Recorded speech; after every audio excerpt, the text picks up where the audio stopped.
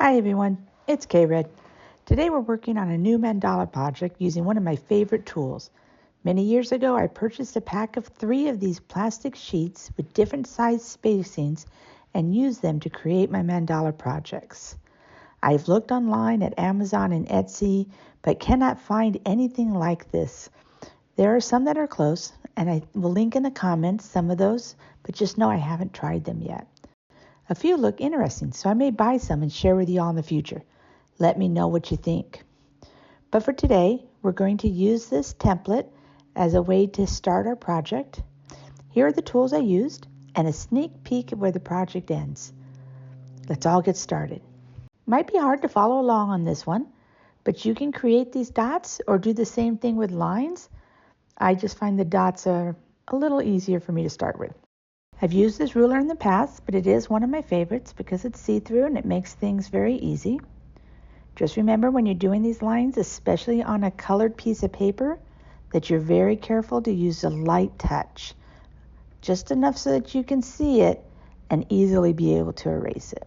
Now that I know where my center is, I'm going to go ahead and get my template, that little stencil. It's made of a pretty heavy plastic. I lined it up roughly with the diagonal lines. I'm not worried about the template being square, but I did want the dots to line up on those diagonal lines that I made.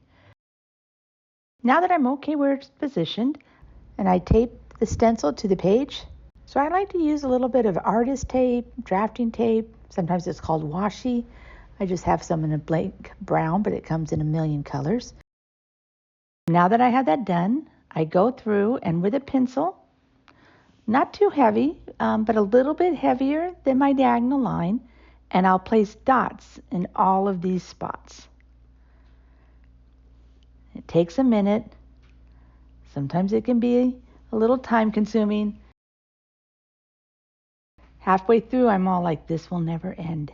But it will, and it's fun, and it is all part of that breathing, slowing down process. As you can see, I don't like to follow a pattern. I just kind of skip wherever my eye goes. But once you lift up the stencil and look underneath, it'll become real clear where you've missed a spot. So you can always just lay it back down, line up your dots, and fill in any that you missed.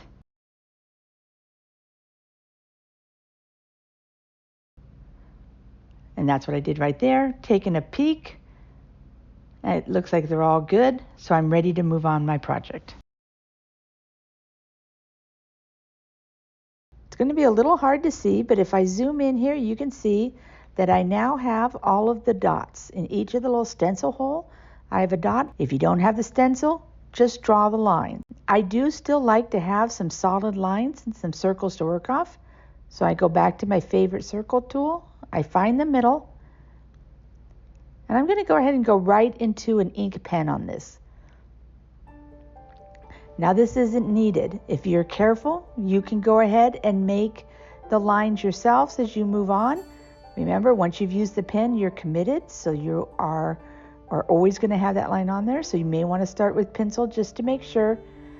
But because I don't ever start with an end in sight, I feel comfortable going in and just making a nice solid dark line.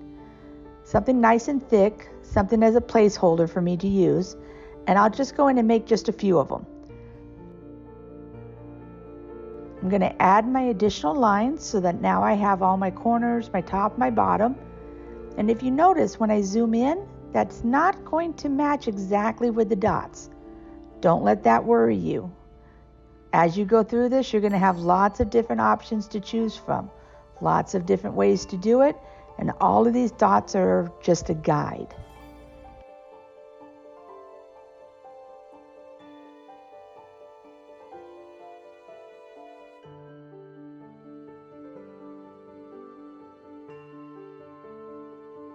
So then we always come to one of the scariest parts of a project. Where do you actually start? Where do you begin? Don't let it intimidate you. Don't let it worry you. For today, I started with circles. Always one of my favorites. And I just add these little half circles all along this inside line.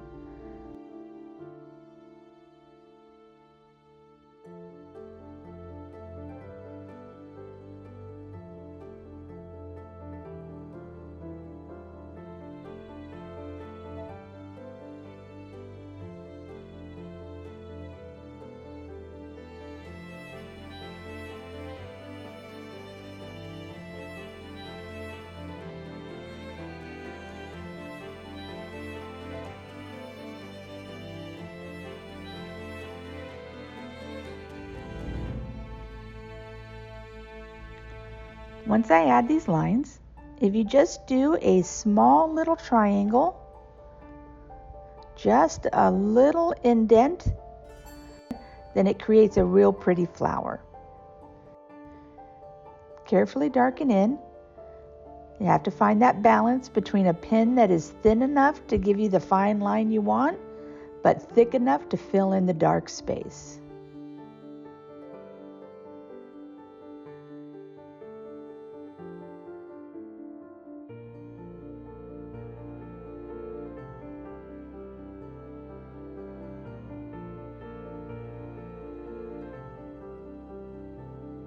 You can go back in with a finer pen and kind of give your lines a little bit of definition. And then just keep going, one thing after the other, one mark after the other.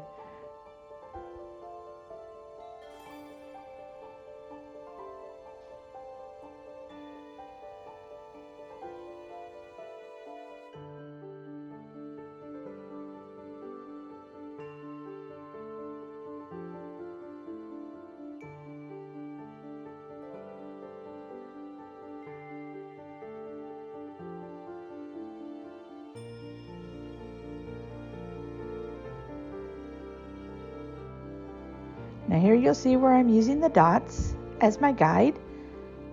It lets me be able to have a pattern inside that line where it really helps me be able to keep everything the same height.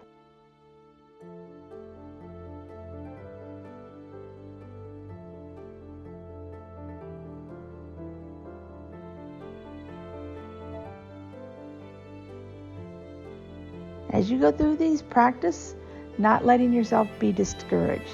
I often find that I'll do something and it's not exactly what I would have liked, or I become a little hyper-focused on something that isn't the same. We're not a computer. This is a hand-generated art. It's going to have variances. It's going to have differences, and that is okay.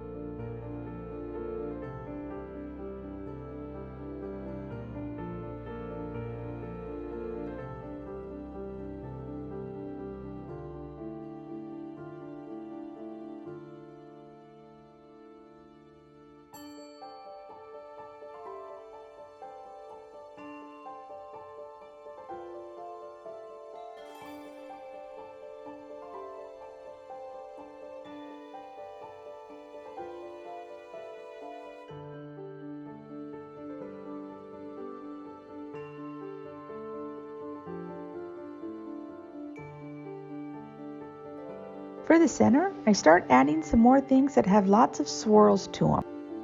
I always like the movement that it gives a project, and that's where I'm going here.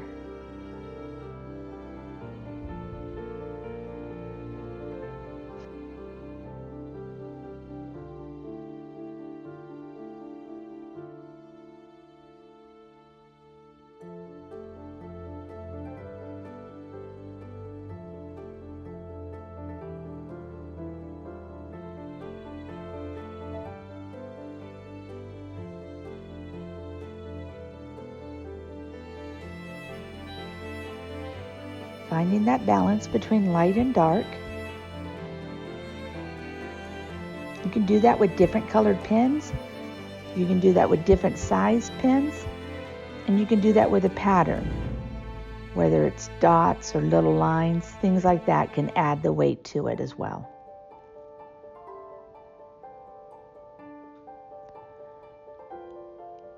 Don't get ahead of yourself in a project. Stay in one little spot until you lose interest in it, and then move on. You can always come back and add more.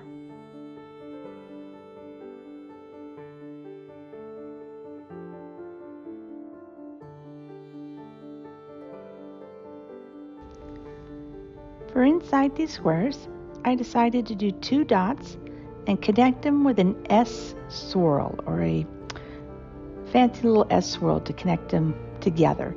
You're going to see this pattern later on as well as I use it on the outside rim. I enjoy it. You can add lots of embellishments to it, but this space is so small, I keep it simple with just the curvy S.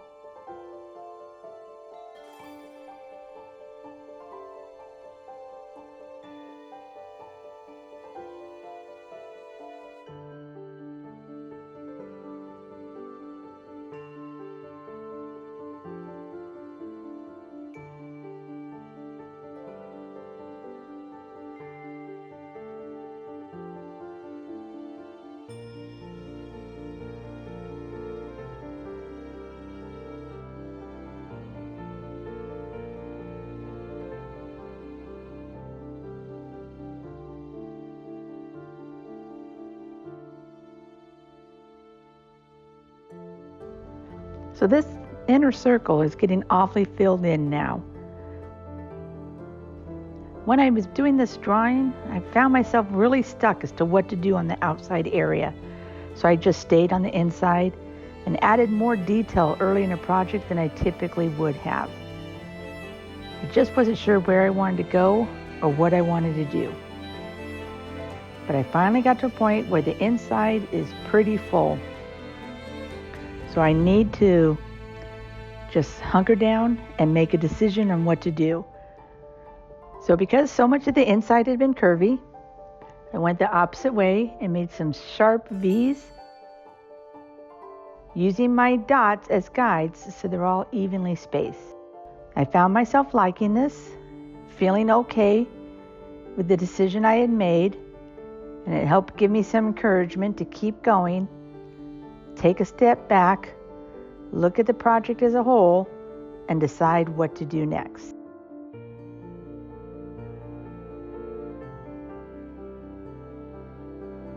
I liked the dots and decided to make these inner dots permanent with a nice thick pin.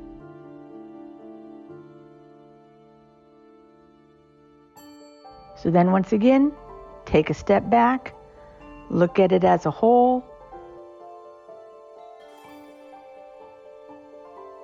As I go throughout my days or my week, you see patterns online and YouTube, other people's channels, but you also see them out in the real world. As you're walking around, the different patterns you see. And I decided to give these square arches, these square rectangles, another try. When I made them earlier in the center, I went off a little bit. If you're watching close, you could see where on one, I went one dot too many over, so it was larger. So we're going to give it another try here. Slowing down, enjoying the shapes, trying to make it from dot to dot with consistency. Remember to relax your shoulders, to relax your mind, find some joy. I enjoyed a nice cup of coffee as I was drawing, had on some music. It was just a real nice morning. I wish the same for you. I hope everything was going well, that you're being brave and putting pen to paper, making drawings. I want to encourage you to share it with others. We are always more critical of ourselves than we are of others.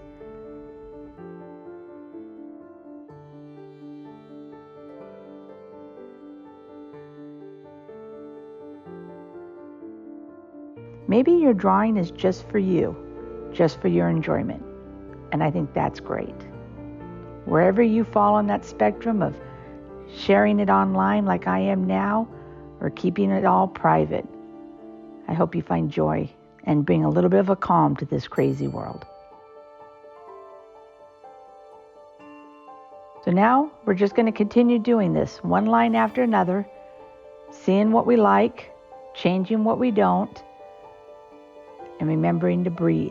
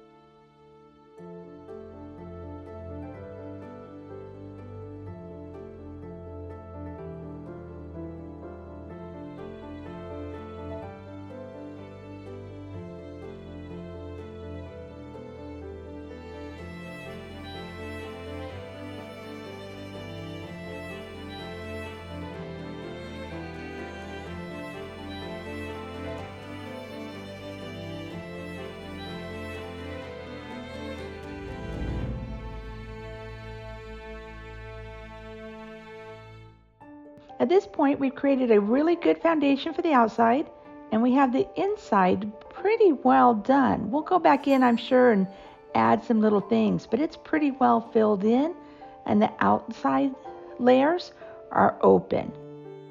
I'll go ahead and I'll put up a part 2 in just a couple of days on how we finish up this project. I was really happy with how this mandala turned out. I think we found a good balance between light and dark on this one. So please come back, hit the like button, please subscribe so you don't miss any of my videos, and see you in just a couple days as we finish this one up.